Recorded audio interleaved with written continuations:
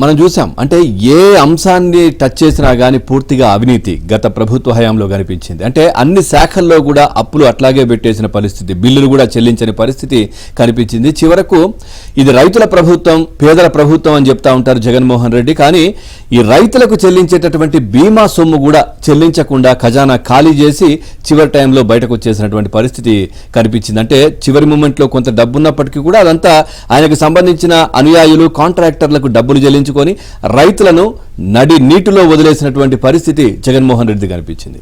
చూద్దాం. పలు శాఖల్లో బిల్లులు పెండింగ్ పెట్టిన జగన్ సర్కార్ చివరకు రైతులకు సంబంధించిన పథకాలకు బకాయిలు చెల్లించలేదు.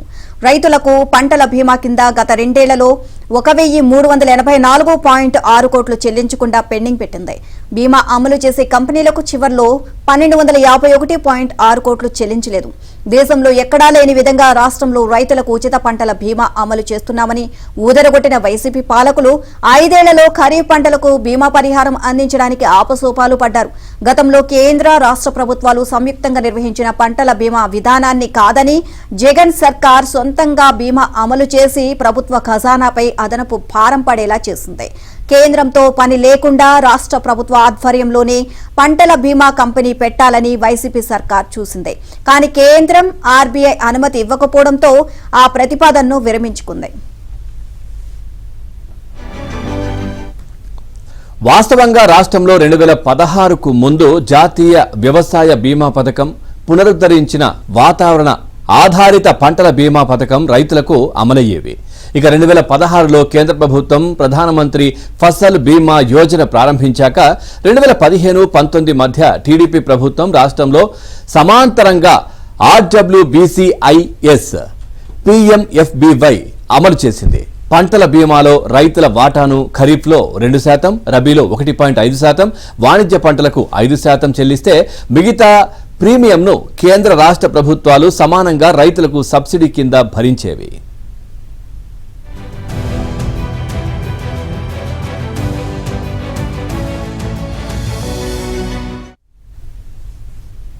ఇక ఆంధ్రప్రదేశ్ లో కొత్త వైద్య కళాశాలలు తామే తెచ్చామని చెప్పుకున్న జగన్ సర్కార్ వాటిని పట్టాలెక్కించడంలో తీవ్ర నిర్లక్ష్యం వహించింది. దీంతో ఆయా కాలేజీల నిర్మాణం వెనుకబడిపోవడంతో వాటిలో ప్రవేశాలకు అనుమతి లభించని పరిస్థితి అయితే ఏర్పడింది. అసంపూర్తిగా ఉన్న కాలేజీల నిర్మాణాలను పూర్తి చేయడానికి ఒక్కొక్క కళాశాలకు 150 కోట్ల నుంచి 200 కోట్లు ఖర్చు చేయాల్సి ఉంటుంది. మరోవైపు వాటి నిర్వహణకు ఏటా 130 కోట్లకు పైగా ప్రభుత్వంపై భారం పడుతోంది. గత ప్రభుత్వం 10 నూతన మెడికల్ కాలేజీలకు అనుమతులు తీసుకువచ్చింది. తొలి దశలో 5 కాలేజీల్లో అడ్మిషన్లకు ఎన్ఎంసీ అనుమతి ఇచ్చింది. ఈ క్రమంలో ఈ ఏడాది మరో 5 కొత్త కాలేజీల్లో అడ్మిషన్లకు అనుమతులు ఇవ్వాలని ఆరోగ్య శాఖ ఉన్నతాధికారులు జనవరిలో జాతీయ వైద్య మండలికి దరఖాస్తు చేశారు.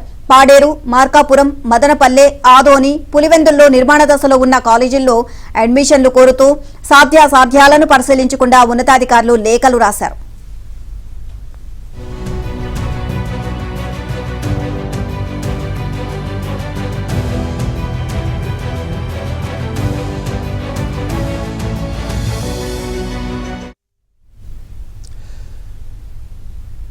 మరోవైపు ఆ 5 కాలేజీల నిర్మాణాలు ఎన్ఎంసీ నిబంధనలకు విరుద్ధంగా చేపట్టారని తెలిసింది. పైగా భవన నిర్మాణాలు పూర్తి కాలేదు, వైద్య సిబ్బంది నియామకాలు పూర్తి చేయలేదు.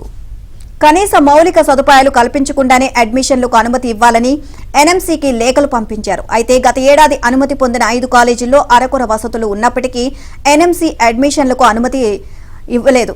ఇక ఇచ్చింది దీనికి కానీ ఏడాది 5 కాలేజీలకు అనుమతులు ఇచ్చేందుకు ససేమిరా అంటూ తిరస్కరించింది. ఓవరాల్ గా ఇదే అంశానికి సంబంధించి మరింత సమాచారాన్ని కరెస్పాండెంట్ పూర్ణాని అడిగి తెలుసుకుందాం. పూర్ణ, మొత్తం ఎక్కడికక్కడ మెడికల్ కాలేజీలు మేమే తీసుకొచ్చామని చెప్పి వైసీపీ సర్కార్ గొప్పలు చెప్పుకుంటుంది. ఇప్పుడు చంద్రబాబు హయాంలో అంటే ఇప్పుడు టీడీపీ పైనే ఇప్పుడు మొత్తం కూడా ఆ సీట్లకు సంబంధించి అడ్మిషన్లు పొందడం కోసం ఇప్పుడు టీడీపీ పైన మొత్తం కూడా ఆధారపడినట్లుగా తెలుస్తుంది. ఓవరాల్ గా అప్డేట్స్ ఏంటి?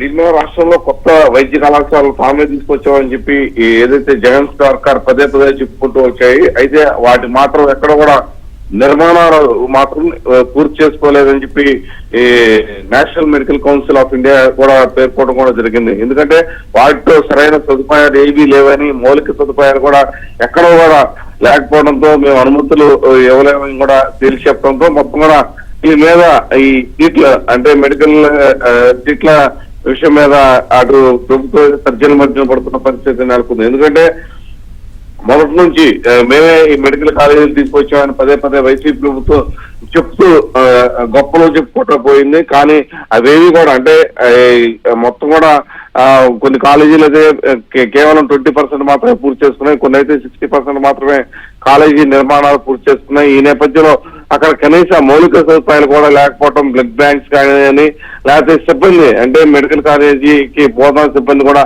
లేకపోవడంతో మేము అనుమతి లేవంటూ కూడా ఎన్ఎంసీ తేల్చేయడంతో మొత్తం కూడా ఇప్పుడు ఒక డైల్మాలో మాత్రం రాష్ట్ర ప్రభుత్వం అని చెప్పుకోవచ్చు. వీటన్నిటిని తీసుకురావాలంటే మళ్ళీ కూడా చంద్రబాబు ప్రత్యేక కార్యాచరణ అయితే రూపొందించుకోవాల్సిన అవసరం ఎంతైనా ఉంది అని కూడా భావిస్తున్నారు. ఎందుకంటే చంద్రబాబు నాయుడు ప్రత్యేకమైన శ్రద్ధ వహించి అటు మీద అంటే కేంద్ర కూటమి ప్రభుత్వం కాబట్టి కేంద్రంలో ఉన్న పెద్దలతో మాట్లాడి అనుమతులు తెచ్చుకునే విషయం మీద మళ్ళీ చంద్రబాబు శ్రద్ధ వహించాలని చెప్పి కూడా చూస్తున్నారు. ఎందుకంటే మెడికల్ కాలేజీల్లో చాలా మంది విద్యార్థులు సీట్లు వస్తాయి, కొత్తగా మెడికల్ కాలేజీలు వస్తే అదనపు సీట్లు వస్తాయని చెప్పి చాలా మంది భావించారు.